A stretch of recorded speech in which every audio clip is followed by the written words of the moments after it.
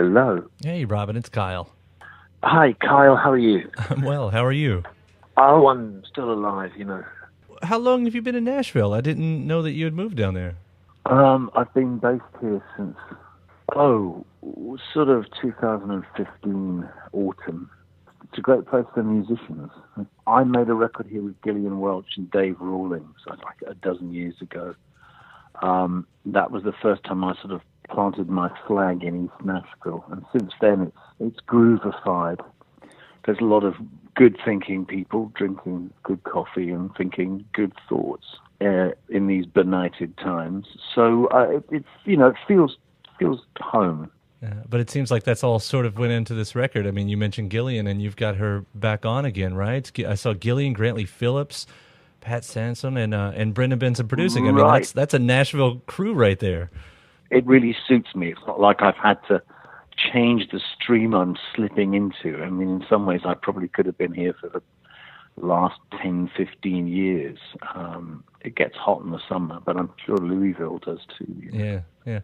It's kind of interesting, though. I mean, it's a lot of Americana artists or whatever version of that you want to say. But, just judging from the very first single, it doesn't sound like you have specifically made your Nashville record. I mean, it doesn't come off like, Americana in that tradition. Well, I haven't gone twangy. I mean, when you hear the rest of the record, there's a few nods to Nashville. There's a bit of pedal steel, and there's a sort of country-type song, although I think I wrote it in Norway.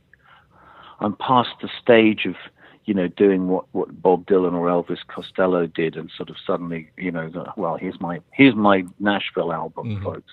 I have my own styles, my rock style and my quiet style, and I suppose this is made in my rock style. So It's the same template I've been using since the Soft Boys 40 years ago, which of course was a template that the Beatles and indeed the Velvet Underground had, and Big Star and the Byrds, 2 guitars, bass drums, lead vocal and harmonies. And it served you well. Well, it has. I mean, it's obsolete now. It's like jazz. I mean, if you made a record like A Love Supreme by John Coltrane now, it would be retro, or a Miles Davis album. It would be an artful nod to the past.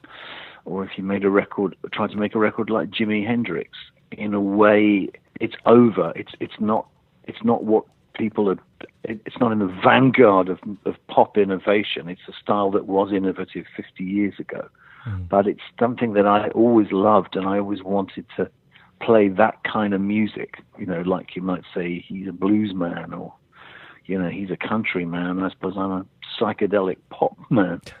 I mean, when you're a fan, though, you don't notice. I mean, now, of course, I'm a rock and roll fan, so I get what you're saying, and to a point, I completely agree with you. But when we live in that world and that's what we crave, that's I don't know, blinded by love in sort of the same way, Well, it's fine when rock and roll started and it defined itself as it evolved. Nobody said rock and roll is going to be this. It simply appeared. Nobody could stop it. People, the older folks didn't like it, and then everybody realized they could make money out of it, so it was encouraged. And now rock is history driven. If you're standing there with a Fender Telecaster and a SM58 mic, the chances are you're over 60. It's not like it was 50 years ago. It still really belongs to the Rolling Stones generation.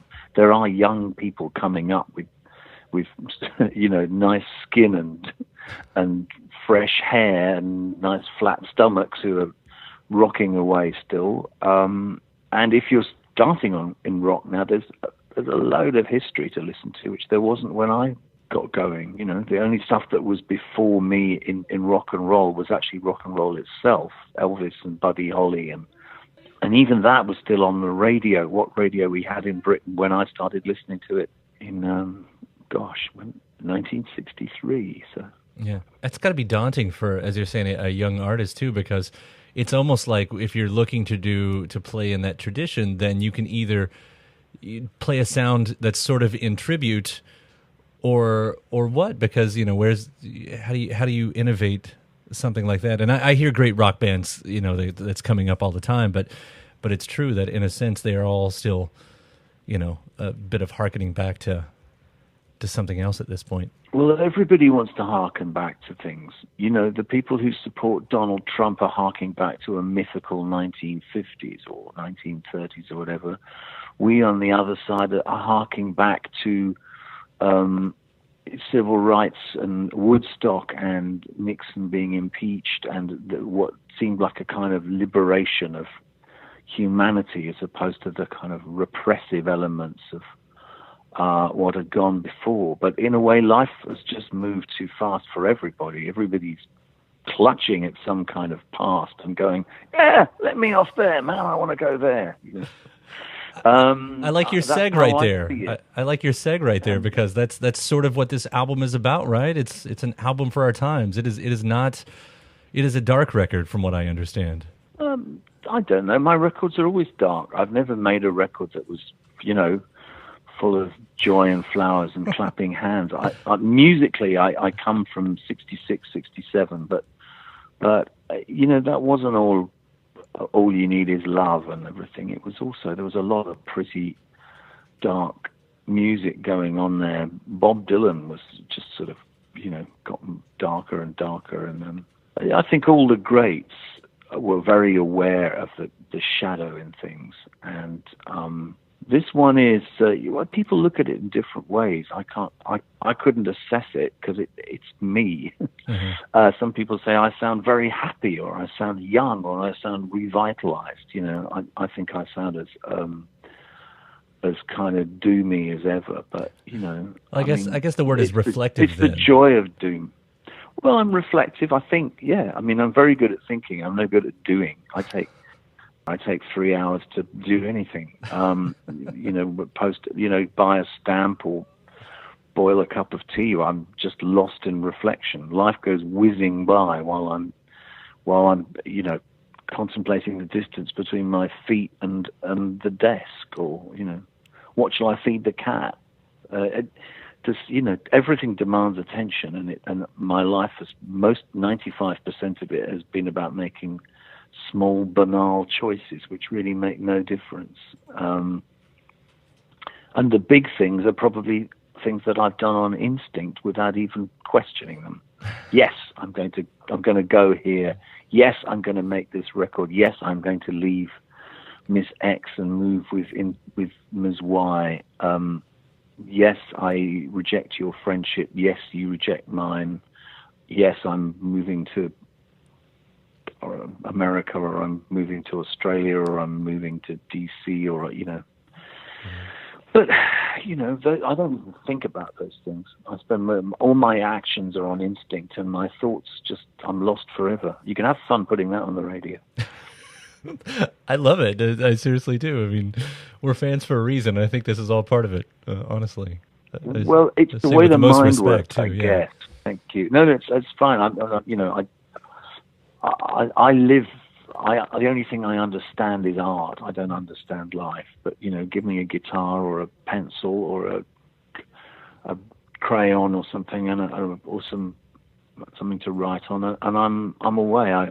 That's how I make sense of life, and I guess that's probably not logical sense, but life kind of redeems itself through art, and that's my function in the human ecosystem. So when you have a regime that is philistine and hostile to art and creativity and thought, like the current one in America or in Britain, then it's heartbreaking, but it's also stimulating, because I think it makes everybody. It just makes you dig in harder, and it makes you value what you're doing and what other people are doing. Yeah. I suppose in a world where the arts are beloved and funded by everybody, you take them for granted, Right. They're busy closing the libraries in Britain. I mean, these people are dirt as far as I'm concerned. But, that's what I think. I'm that kind of a person. No, I mean, that's something specifically that I've been thinking about a lot. And you can totally put that on the radio. Yeah, I am a defiant socialist and liberal, and if my visa is rescinded, well, too bad. I don't know. But I'm here as long as I can be. Yeah. Well, you and I are on the same side on every bit of that. Thank you. I would imagine most people I talk to are. That's the amazing thing. I never meet the opposition. Mm-hmm. And I've been out on all those marches. I've been on some marches, and I've seen footage of the marches. And you would think that the entire thinking, feeling world is out against what's happening, and yet, we don't seem to have any power. We scramble and scrabble to have any voice at all, despite the fact that we are the articulate wing of humanity. The other side has no eloquence. It has no debate. It has no thought. It just has lies and feebly thought out slogans. There's not even a humorous arch villain at the middle of it yet, unless you discount. Unless you include Boris Johnson, I suppose. I don't know what he's doing. He's far too smart to be a Tory. He's extremely worrying. But the rest of them just. You can't even speak to each other. There's no debate. And it's this oil and water effect, which has occurred both in the States and Britain, which is, looking at it in a detached way, it's fascinating. Looking at it, feeling about it, it's absolutely terrifying because there's no consensus of reality. Somebody I spoke to the other day blamed hate radio, and I think that's probably got a big part of it, that it's possible they even put gamma waves in those the talk, what's called talk radio, but it's hate radio. Mm-hmm. But it's apparently addictive. I've heard of people who, used to go hunting, shooting, and fishing, and all the rest of it, and now they just sit there huddled in front of the radio, waiting for the next blast of vitriol. And maybe there's some kind of gamma waves that Hitler or somebody was researching, Hitler's people, and they've put them in there so it actually that kind of brutal thinking, the voice of hatred. It's actually people got to hear it, Yeah. Or maybe it's like chili pepper or something. It's too much to begin with, but then you can't get enough of it. It would honestly make sense because sometimes, as you're saying, what's the old Mark Twain line that you can't argue stupidity or something like that. You can't argue against stupidity or. You can't because you'll always lose. You'll always lose. You'll always lose. When this is what they're proving. So in a way, it's like a smooth stone or a smooth cliff face. You can't get an axe into it. You can't get a foothold, a crampon. You can't go. Well, wait a minute. So what you're saying is this. There is no argument. I think also maybe it's to do with the development of the personal stereo that. Since the Walkman came in 1980, we've got more and more used to hearing what we choose to hear. I don't know how far back you remember. Mm-hmm. I'm 35. Do you remember when those came? Yeah. Oh, shoot. Okay, you would. Well, then you're 35. Yeah, so I was born in 81, so I definitely grew up with a Walkman. Anyway, I wasn't before the Walkman. No, you might just have been conceived with one, but I don't. It's probably unlikely. But when were you born? What time of year? I was born in September of 81. Well, they were definitely out and about. I first heard one in September 1980. Mm-hmm. Yeah, I bought my first one that December. Well, you grew up with them, and they were cassettes, and then they became CDs, and then they became iPods, and then they just became phones, and. I think we're all used to creating our own soundtrack, our own reality. And in a way, this is what's happened, hence alternate truth, alternate facts. We have our own alternate facts. And so if you're on one side, you follow a certain group of people on Twitter and you have a set of beliefs. And if you're on the other, you follow the other one. They don't meet. I don't know whether it's that or hate radio or it's just, the earth decides it's time for a cull and we need to, if we don't destroy ourselves in the next 30 years, we're going to get into space. And maybe as a species, we're too unstable to colonize space beyond the moon. And so this is the Earth's way, Gaia's way of going, okay, back to the drawing board. You're going to wipe yourselves out, and I'll start again. I'll produce some other species. hence my stuff about the feline dynasty Right. in I Want to Tell You About What I Want. Again, a perfect seg, because we needed to come back to the music there, and I was going to ask about that, because that seems like the end goal. That's the hope. That's the feline dynasty. Well, the hope is that to me, the only hope now is a kind of like an evolutionary leap, a mild evolutionary leap, a very sudden one, in which humans as a species begin to feel each other in a way that feel what each other are feeling, a sort of mild telepathy, not to the point where you can probe each other's minds, but a sort of like a very turned up version of empathy that borders on telepathy. So you want to do what's best for other people because you can feel how they feel. And I'm not a particularly empathic person at all. I'm very enclosed in my own mindset and my own sensations. But I know that that's the way, if we want to survive, that we have to evolve. We have to some extent, lose a bit of individuality and just become a bit more of a shoal, but not like people marching in a fascist rally, not that kind of ant-like obedience, but actually a kind of just empathy, and I think it may actually require an evolutionary surge, like, suddenly we've got an extra gigabyte of empathy or something that we didn't have, that we can act as a swarm, because otherwise we're just a bunch of isolated individuals and we're going to die with our fingers around each other's throats. And so if I have any hope, it's for that kind of thing. And whatever the government or the immigration people or whatever those sinister figures that somehow manage to get themselves in power are doing, there's a lot of us who don't feel that. And I sort of think that's a hope. Otherwise, I think we're going to just wipe ourselves out, and maybe the next evolutionary leap will be cats who develop articulated thumbs and they start making their own Walkmans and their own laptops, and the whole thing happens again, but with felines who are not a particularly empathic race in a way. They're a bit like us. They're elegant killers, but they can be empathic. So cats always seem so individual, where it's the dogs who seem the ones with empathy. But yes, but yes, I think a dog. I just feel like cats. That's the future. I just think I think they might. Who knows? It might be frogs. It might be cockroaches.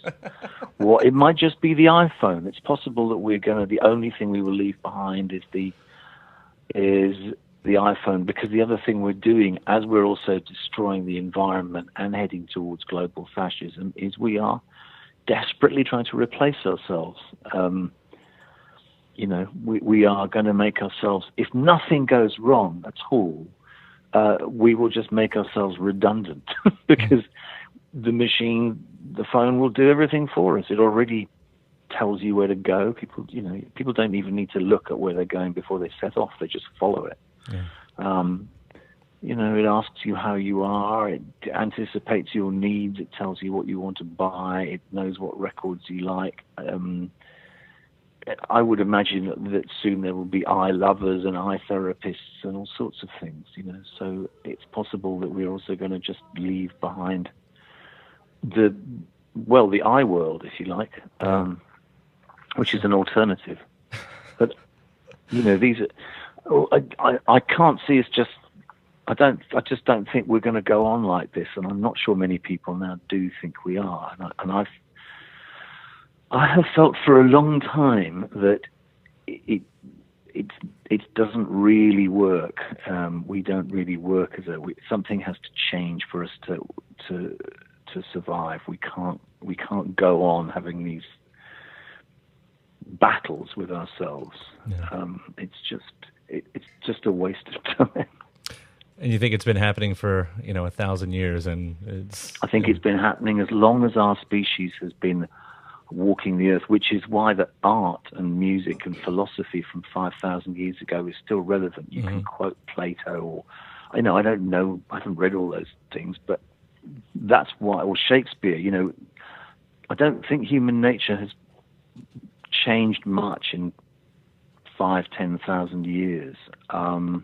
but the thing is, we now have the technology. You know, we're part angel, part savage, and unfortunately, the savage part now, no, it doesn't just have clubs and knives. It evolved via guns, and now it has very, very powerful weapons. And you know, we've been lucky so far, but I just feel like I don't know how lucky we're going to carry on being. So we are in a very perilous situation, let's say. I agree that it's never been a more important time for artists to be doing what they're doing and what you're doing, and how much I appreciate what you're doing. And with that, how much I look forward to this new record. All right, look after yourself, Kyle. All right, take care. Thank you.